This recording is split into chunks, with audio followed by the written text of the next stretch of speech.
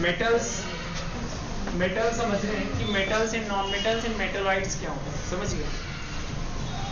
Those elements which form positive ions to lose one or more than one electron. जो element एक या एक से अधिक इलेक्ट्रॉन निकाल के पॉजिटिव आयन में कन्वर्ट हो जाते हैं, ऐसे एलिमेंट को क्या कहते हैं? मेटल्स कहते हैं। क्या मतलब हुआ? ये जो सिल्वर है मेटल है, मतलब ये भी इलेक्ट्रॉन लूज करके पॉजिटिव आयन बनाती है। जितनी भी मेटल्स हैं, चाहे वो आयरन है, कॉपर है, सिल्वर है, गोल्ड है, जितने भी मेटल्स हैं, लिथियम है, सोडियम है, पोटेशियम है, बेरिलियम है, मैग्नीशियम है, कैल्शियम, एल्यूमिनियम है, बोरॉन है, बोरॉन को छोड़ के एल्यूमिनियम है, ये सारे के सारे जो मेटल के नाम लिए हैं सब इलेक्ट्रॉन को लूज करते हैं और पॉजिटिव आयन बनाते हैं। सभी को समझ में आया? मैं एग्जांपल भी लेने वाला हूँ। So those elements which form positive ion to lose one or more than one electrons are known as metals. भैया, those elements which form positive ion to lose one or more than one electrons are called metals. Example for lithium, sodium, potassium, iron, aluminum, silver, etc.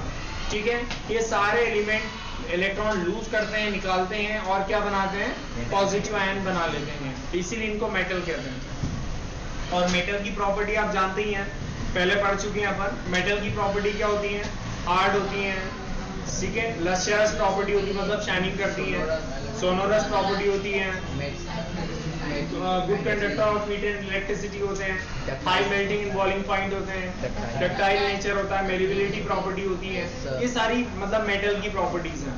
तो chemistry के language में metal कौन से elements होंगे reaction के base पर, वो सारे एलिमेंट जो इलेक्ट्रॉन लूज करके पॉजिटिव आयन बनाते हैं क्या कहलाते हैं? मेटल्स कहलाते हैं। समझ में आ रहा सभी को? जैसे एग्जांपल फॉर देखिएगा ध्यान से, lithium, sodium, potassium, iron, silver, aluminium, silver. Lithium देखिए आप ध्यान से, लिथियम के पास टोटल इलेक्ट्रॉन कितने होते हैं बताएं? 3 इलेक्ट्रॉन होते हैं बेटे, और प्रोटॉन भी कितने होते हैं बताएं? 3 प्रोटॉन होते हैं। और इलेक्ट्रॉनों पर माइनस चार्ज और प्रोटॉनों पर प्लस, दोनों की क्वांटिटी सेम होने की वजह से दोनों एक दूसरे के चार्ज को क्या कर देते हैं? कैंसिल, और यहाँ कोई चार्ज नहीं बचता। लेकिन होता क्या है देखिएगा ध्यान से, ये 3 इलेक्ट्रॉन है अपने पास, 1, 2 और ये 3, और यहाँ पे प्रोटॉन भी कितने हैं? 3, ठीक है। अब बताइए आप, 3 अगर इलेक्ट्रॉन है तो के शेल में कितने होते हैं बताएं? 2, और एल शेल में कितने? ये 2 के शेल में होते हैं, और बाहर वाली शेल में कितने? ऑक्टेट पूरा करने के लिए कितने चाहिए इसे? 7। ऑक्टेट पूरा करने के लिए 8 इलेक्ट्रॉन लाने के लिए, ऑक्टेट पूरा करने के लिए कितने चाहिए? 7। कोई भी दूसरा आइटम इसको 7 इलेक्ट्रॉन प्रोवाइड नहीं करता, इसीलिए एक इलेक्ट्रॉन को क्या करेगा? लूज कर देगा बेटे। नहीं, यही बात समझ में आपको? इसीलिए लिथियम हमेशा कितने इलेक्ट्रॉन लूज करेगा बेटे?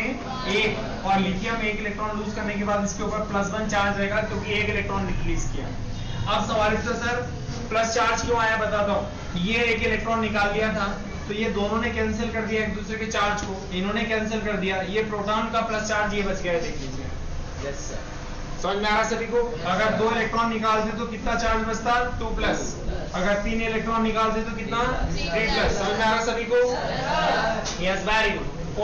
और एग्जांपल देखते हैं। बेरिलियम के पास टोटल इलेक्ट्रॉन कितने होते हैं बेटे? 4। टोटल कितने इलेक्ट्रॉन होते हैं? 4 इलेक्ट्रॉन होते हैं। तो के शेल में कितने होते हैं? 2। एल शेल में कितने? 2।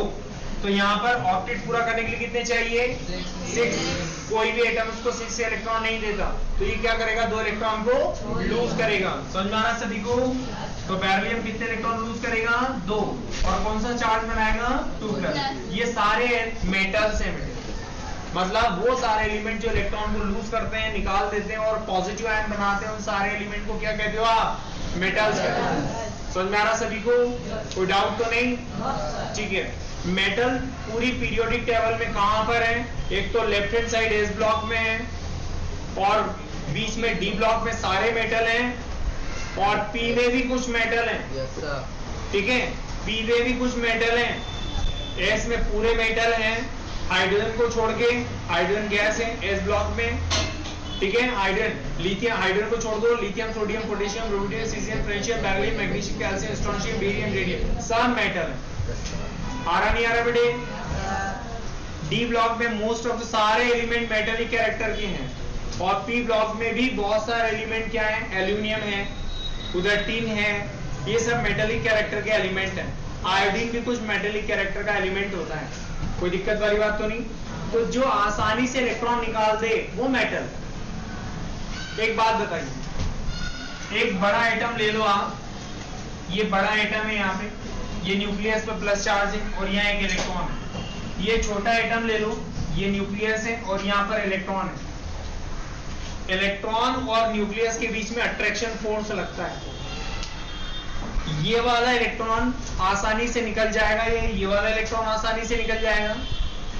आपको क्या लगता है कौन सा इलेक्ट्रॉन जल्दी आसानी से निकलेगा? बड़ा एटम का इलेक्ट्रॉन जल्दी आसानी से निकल जाएगा। क्या मतलब हुआ? इसके अंदर मेटेलिक कैरेक्टर ज्यादा होगा, क्योंकि जल्दी से इलेक्ट्रॉन निकाल देता है। क्यों निकालेगा जल्दी से इलेक्ट्रॉन? बिकॉज ऑफ, भैया ऑन है, बिकॉज ऑफ यहाँ पर डिस्टेंस क्या हो गई ज्यादा, तो फोर्स ऑफ अट्रैक्शन क्या हो गया कम। इलेक्ट्रॉन यहाँ पर ज्यादा अट्रैक्ट नहीं होगा, कम एनर्जी में बाहर आ जाएगा, आसानी से बाहर आ जाएगा।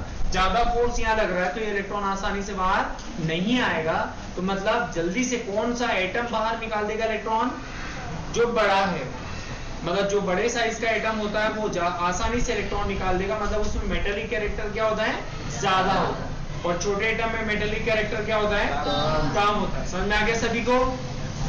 कोई डाउट तो नहीं आता है? मतलब जो एटम बड़ा होगा आसानी से इलेक्ट्रॉन निकाल देगा, मतलब उसमें मेटेलिक कैरेक्टर ज्यादा है। इसका मतलब क्या हुआ?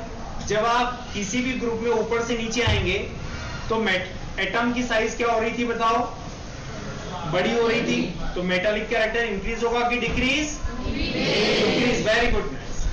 और जब period wise left to right जाओगे तो एटॉमिक साइज धीरे धीरे क्या हो रहा था? डिक्रीज। तो मेटेलिक कैरेक्टर क्या होगा? डिक्रीज होगा। आ रहा नहीं आ रहा है? ऊपर से नीचे आओगे ग्रुप में तो मेटेलिक कैरेक्टर क्या होगा? क्योंकि एटॉमिक साइज बढ़ रहा है, इलेक्ट्रॉन जल्दी जल्दी निकालना चालू हो जाएंगे। और जब लेफ्ट टू राइट जाओगे, when we move from left to right in any period, atomic size gradually decreases, electron आसानी से फिर नहीं निकलेंगे और इसीलिए मेटेलिक कैरेक्टर धीरे धीरे क्या होता है? डिक्रीज होता है। बेटे नहीं आ रहा समझ में? कोई डाउट तो नहीं? हम नॉन मेटल समझ रहे। नॉन मेटल क्या चीज होती है?